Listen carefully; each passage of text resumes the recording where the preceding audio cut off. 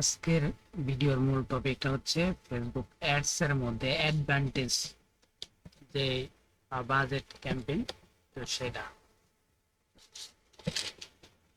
তো দেখেন, Facebook ad এর মধ্যে প্রত্যেকটা বিষয়ই খুব গুরুত্বপূর্ণ। এবি টেস্ট বলেন বা এভরিথিং এভরিথিং, হয়তো বা সকল বিজনেসের ক্ষেত্রে সবগুলো কাজে লাগে না, তবে হ্যাঁ সবগুলোই গুরুত্বপূর্ণ। তবে দেখেন, আমরা যদি একাধিক অ্যাডসেট যদি আমরা ক্রিয়েট করি, একাধিক অ্যাডসেট, তাহলে কিন্তু আমাদের আহ, প্রত্যেকটা অ্যাডসেটের ভিত্তি কিন্তু আপনি বাজেট দিতে পারবেন। প্রত্যেকটা অ্যাডসেটের ভিত্তি আপনি বাজেট দিতে পারেন। যেমন আপনার যদি দুইটা অ্যাডসেট থাকে, তো আপনি যদি আপনার যদি ডেইলি বাজেট যদি $5 থাকে, তো তাহলে আপনি দিতে পারবেন এক জায়গায় $2 বা আরেক জায়গায় $3 এরকম করে কিন্তু দিতে পারবেন।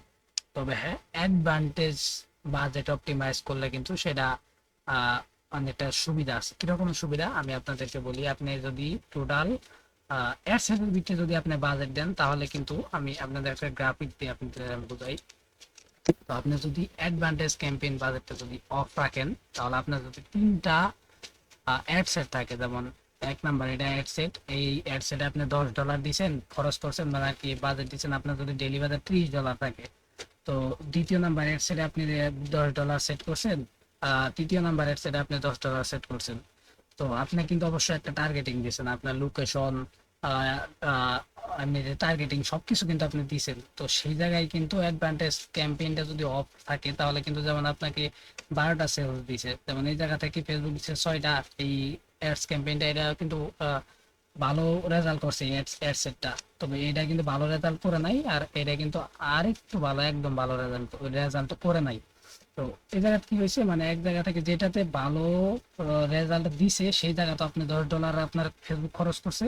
আর যে জায়গাতে একবারে যে খারাপ রেজাল্ট দিছে, সেই জায়গা থেকেও ফেসবুক $10 আপনার চার্জ নিছে।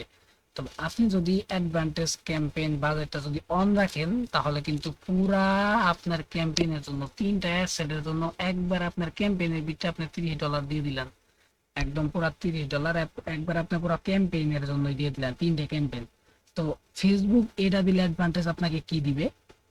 আপনার এই যেমন ধরেন, এই যে এই ক্যাম্পেইনটা কিন্তু ভালো রেজাল্ট দিছে, কিন্তু এই ক্যাম্পেইনটা ভালো রেজাল্ট দেওয়া সত্ত্বেও কিন্তু এই জায়গায় ফেসবুক চাইলেও আর বেশি ডলার খরচ করতে পারে না, কারণ এটা কিন্তু একদম ফিক্স করা।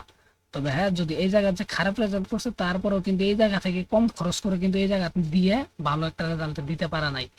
তো এই জায়গাটা আপনি যদি দেখেন, তাহলে কিন্তু এই জায়গা, এই প্রথম অ্যাডসেটটা কিন্তু অনেক ভালো পারফরমেন্স করছে। এই জায়গা থেকে কিন্তু 10টা সেলস আসছে। তো এই জায়গা কি হয়েছে, মানে এই এক নাম্বার অ্যাডসেটটা কিন্তু ভালো পারফরমেন্স করছিল। আর এই জায়গা ভালো পারফরমেন্স করার কারণে কিন্তু ফেসবুক একদম, এই দেখেন, 2 নাম্বার কিন্তু মোটামুটি পারফরমেন্স করছে, 3 নাম্বার কিন্তু একদম করে নাই। তো ফেসবুক কি করছে, এই যে 3 নাম্বারের যে, মানে এই জায়গা থেকে এই জায়গা ডলারই যেহেতু, এই জায়গার পারফরমেন্স যেহেতু অ্যাড কম করতেছে, তো এই জায়গা থেকে ডলারটা কেটে নিয়ে ফেসবুক এই অ্যাডসেট এক নাম্বারে খরচ করছে। মানে ফেসবুকের অ্যাডভান্টেজ ক্যাম্পেইন বাজারটা যদি আপনি অন রাখেন, ফেসবুক যেই অ্যাড সেটের ভিত্তিতে আপনার ভালো পারফরমেন্স করবে, যে অ্যাড সেটটা, সেই অ্যাড সেটের ভিত্তিতে ফেসবুক বেশি ডলার খরচ করবে, এবং কি আপনি ভালো একটা সেলস পাবেন। দেখেন, ফেসবুক অ্যাডভান্টেজ ক্যাম্পেইন অফ দিয়ে 12টা সেলস আসছে, তবে Facebook campaign budget, advantage campaign বাজেটটা অন দিয়ে, এটা কিন্তু অন করা, তো এই জায়গায় কিন্তু 16টা সেলস আসছে। তো এইটাই মূলত কাজ। তো আপনি যদি প্রত্যেকটা অ্যাড সেটে যদি যান, তাহলে কিন্তু আপনি এই জায়গা থেকে আহ করার একটা অপশন পাবেন, অ্যাডভান্টেজ বাজেট দেওয়ার কিন্তু একটা অপশন পাবেন। তো সিম্পলি আমি আপনাদেরকে দিয়ে দেখাচ্ছি। এই যে দেখেন, এই জায়গায় কিন্তু বাজেট এন্ড শিডিউল, এই জায়গায় কিন্তু আপনি বাজেট দিতে পারেন, ডেইলি বাজেট আছে, লাইফ টাইম বাজেট আছে। তো আপনি কিন্তু এই জায়গা থেকে আপনি $10 চাইলে দিয়ে দিতে পারেন। বা এই 2 নাম্বার যদি অ্যাড সেটে যান, তো দুই নাম্বার অ্যাড সেটেও কিন্তু আপনি চাইলেই বাজেট দিয়ে দিতে পারবেন। তবে এই জায়গা থেকে যদি বাজেট না দিয়ে যদি আপনি দাঁড়ান, আমি ডেইলি বাজেট, অ্যাডভান্টেজ বাজেট আমি আপনাদেরকে দিয়ে দেখাবো। এই জায়গা আপনি যদি দেন $10, তো এই জায়গা থেকে দেওয়ার পরে এটা আর কি, মানে অ্যাডভান্টেজ ক্যাম্পেইন যে বাজেটটা, সেটা আপনি মানে অফ রাখলেন। তো যদি অ্যাডভান্টেজ ক্যাম্পেইন বাজেটটা যদি আপনি অন রাখতে চান, তাহলে শুরুতে আপনার টোটাল ক্যাম্পেইনে চলে আসবেন। ক্যাম্পেইনে চলে আসার পরে আপনার অ্যাড সেটে না গিয়ে ক্যাম্পেইনে চলে আসবেন। আসার পরে এই জায়গা দেখতে পাবেন অ্যাডভান্টেজ ক্যাম্পেইন বাজেট। দাঁড়ান, আমি আপনাদেরকে স্ক্রিনশটের মাধ্যমে দিয়ে দেখাচ্ছি।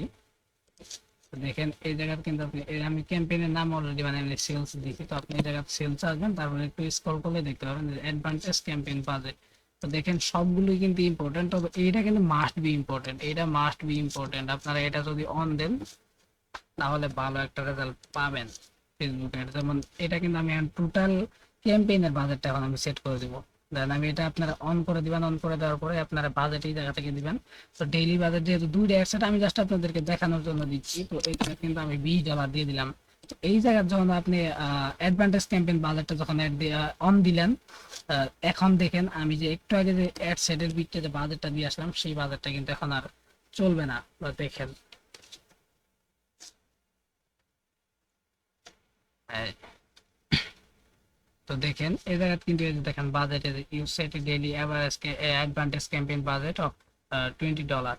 আমি কিন্তু অলরেডি মানে অ্যাডভান্টেজ ক্যাম্পেইন বাজেটে $20 দিছি। এই জায়গায় কিন্তু এখন আমার আর কোনো বাজেট দেওয়ার কোনো অপশন রাখতেছে না। তো এইটাই আপনারা আপনাদেরকে সকলকে মানে সাজেস্ট করবো, অবশ্যই আপনারা ক্যাম্পেইন বাজেট অ্যাডভান্টেজ ক্যাম্পেইন বাজেটটা আপনারা অন রাখবেন। এবং আশা করি আপনারা অ্যাডভান্টেজ ক্যাম্পেইন বাজেটের গুরুত্বটা বুঝতে পারছেন। তো আজকে ভিডিওটা এই পর্যন্ত ছিল। টাটা, বাই বাই, আল্লাহ হাফেজ।